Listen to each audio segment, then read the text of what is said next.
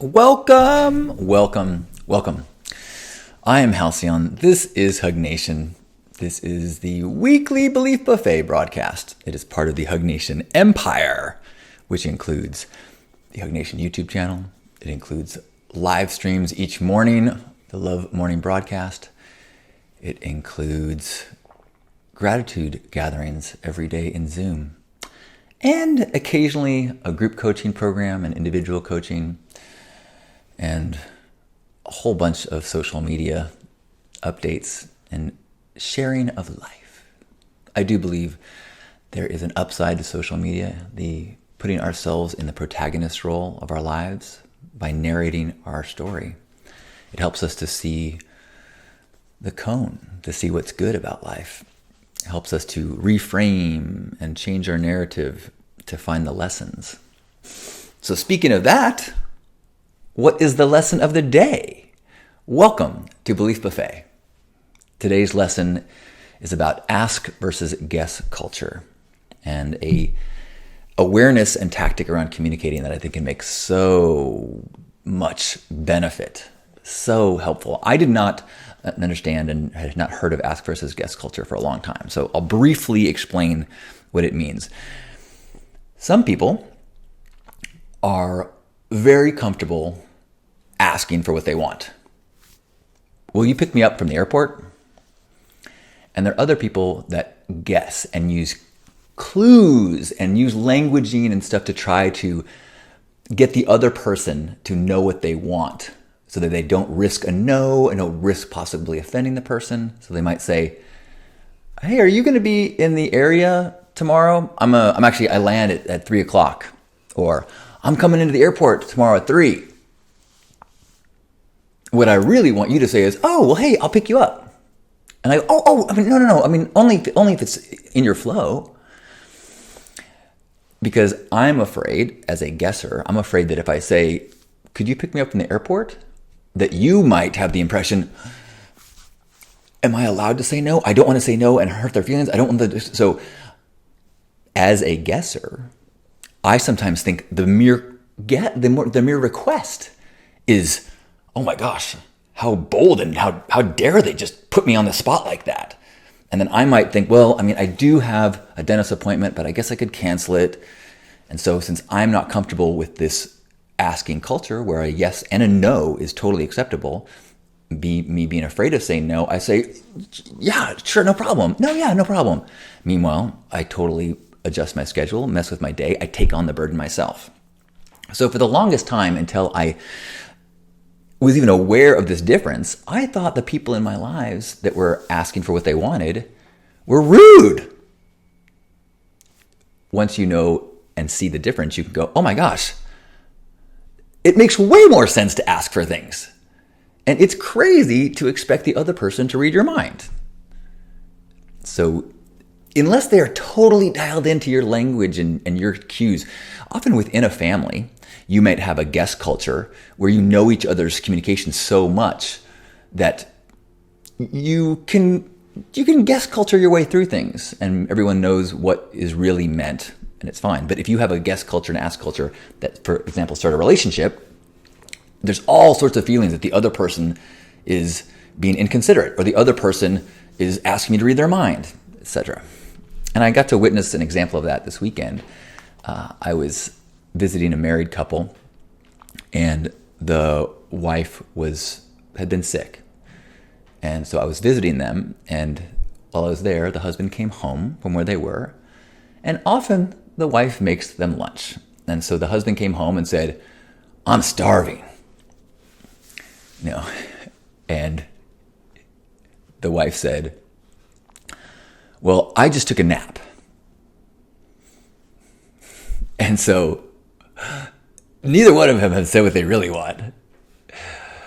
What the wife was trying to say, and what afterwards when I spoke, I said, would you be open to some reflections on what I witnessed? And they were very open. And so I said, well, I think what you meant, what you wanted to communicate by saying I took a nap, was saying, I am still sick. I'm not feeling well. I'm tired.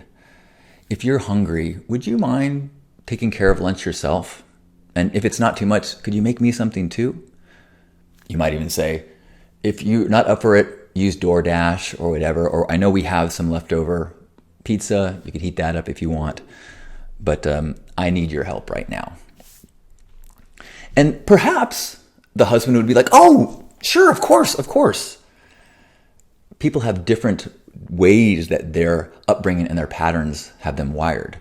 Maybe one person is an only child and they've just had so many years of just taking care of themselves. It's hard to make that shift and start to think in terms of what do other people need in this moment.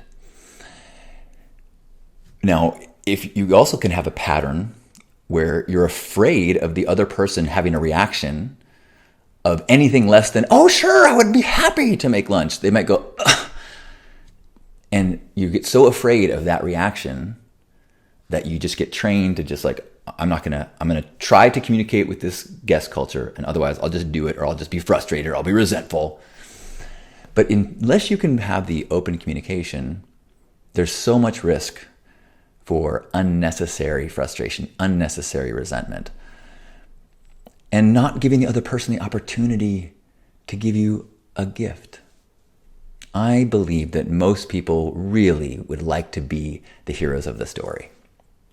So before you villainize them and then treat them like a villain and make them defensive, what if you gave them the opportunity to let them know, oh, actually, here's the script for you to be the hero. To be the hero, you recognize, you see, you notice, you hear me when I say that I am sick, and I give you the script of how you can be the hero is you make lunch. Now, the downside is that most of us, we want the other person to want to do it. We don't want to tell you to do it. We want you to kiss us. We don't want to say, I'd like you to kiss me now. We want you to say, oh, you poor thing, let me make lunch. You don't want me to say, I need this because I'm sick right now. But that's the best case scenario. So until we get to that point, let's all try to recognize the difference between asking guests and really try to be better at asking, and try to practice and remind each other of that, so that when you do make the ask, you say a no is totally acceptable. And you do both hear the no's as genuine, respectful, loving communication, not a rejection. It's just the way to get to understanding and win-win is through asking and being clear with your yeses and your nos. Thank you. I love you. I'm going to ask you, would you subscribe to my YouTube channel and like the videos there? It will help me to get more people to see them. I need the algorithm to know that it's not just me that thinks it's good content. You think so as well. So I'm going to ask you, would you please do that for me? If that's too much of a hassle or an annoyance, or you don't want to do that, or you don't think I deserve to get more views, that's okay too. So rather than me say, boy, I wish I had more people liking my videos, boy, I'm going to say, would you subscribe and like, please? Thank you. So wherever you are in this moment, let's give ourselves a big hug and give a squeeze. Feel ourselves being embraced by one another. Feel ourselves in this place of shared humanity, way deeper than our political views or our sports allegiances or our religions. Deeper than all of that is this shared humanity, this desire for connection and love and safety and purpose. So let's recognize we're all in that place, all in that shared human experience. As we take a deep breath in, squeeze, and feel us all squeezing you as you squeeze us back. Hold it. Release. On behalf of Grandpa Caleb and all of you, thank you for being here for this Hug Nation Hug and Belief Buffet. I love you. Oh, this shirt? Yes, this is one of my new Hug Nation Love More Fear Less shirts. They come in pink and blue, and there's a bunch of new designs that I just got in. I love them so much. So you can order them at lovemorefearless.com. Hey, Crystal's saying that generational gaps can cause big differences too. Just a few years of different cultural conditioning signals can drop people on different sides of the guess ask thing. Totally. Yes. there's a lot of things. Our upbringings is huge.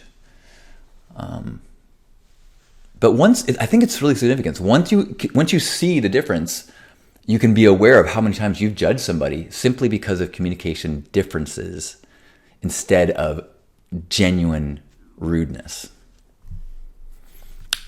Well, thank you for being here, Crystal. And hello, Mingle. Wonderful to see you. And hello, Zoe. Good to see everyone. Hope you're having a beautiful start to your week.